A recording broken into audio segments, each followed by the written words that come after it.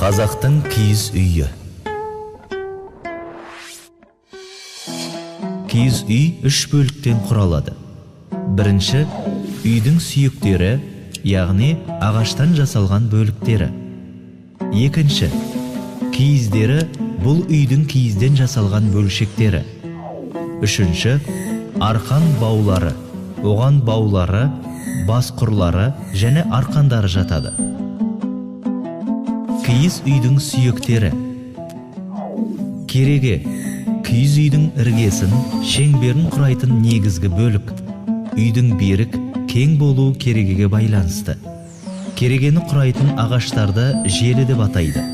Оның ұзыны ері, ал қысқасын сағанақ, балашық деп атайды. Желілерді тесіп, оны түйенің мойын терісімен, өгіздің бас терісінің сірісімен көктейді.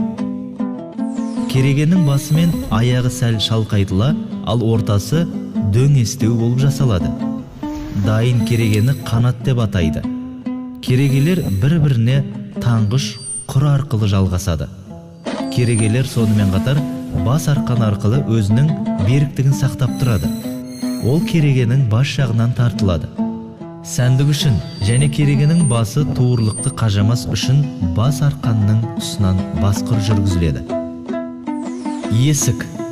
Киіз үйдің екі есігі болады. Ішкі есік сықырлауық ағаштан жасалады. Киіз есік. Ол киізден жасалады және сыртқы есіктің сыртынан жабылады. Киіз есік ашық кезде шиыршықталып, маңдайшаға жинақталып қойылады. Ағаш есіктің бөлшектері: маңдайша, екі босаға, табалдырық, екі жарма есік. Сықырлауықты жапқанда маңдайшада бекітілген айналмалы ағаш тиекті бақалақ деп атайды. Уық. Кереге мен шаңырақты қосатын бөлік. Уық алақаны, иіні, қары және қаламы деген атаулардан тұрады. Үйдің көлеміне сай 60-160-тай уық болады. Шаңырақ. Киіз үйдің жоғарғы бас бөлігі. Ол тоғын, күлдіреуіш, кепілдік деген бөліктерден тұрады. Саламатсыздар ма? Болған Бозин атындағы Мәскеу медикалық колледжінің қазақ тілінің американ оқытушысы Жұмаханова Айя Қанышқызы. Жаңағы видеода көріп өткеніміздей, бүгінгі біздің тақырыбымыз киіз үй сәулет қазақ тілі. Бұл сабақтың негізгі мақсаты білім алушыларға киіз үйді тек қана баспана емес, сәулет өнерінің бірегей туындысы ретінде таныту. Оның қарапайымдылығы, оның төзімділігі, қолайлылығы және табиғатқа бейімділігі.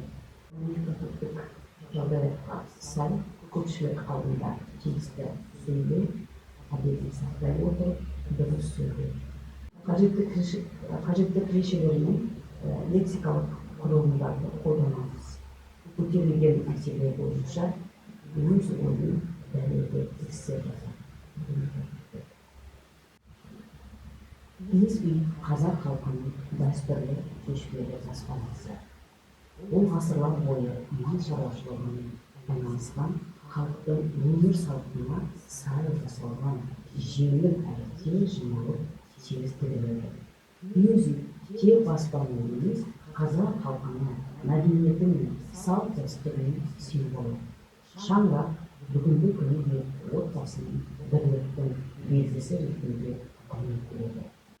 Инженерлік тұрғыдан өте ойластырылған құрылыс. Оның барлық бөліктері бір-бірімен бәрі байланысып, тұтас берік әрі икемді жүйе құрайды. Жалпы айтқанда, киіз үй экология жағынан таза әрі адам денсаулығына пайдалы. Бүгінгі сабағында қолданған әдіс тәсілдері арқылы білім алушылар өздерінің меңгеруші арқылы ой-өрісі мен бүгінгі сабағымызды өздерінің ойларын жеткізіп, әртүрлі тапсырмаларды орындай отырып, бүгінгі сабағымыздың нәтижесіне жеткізіп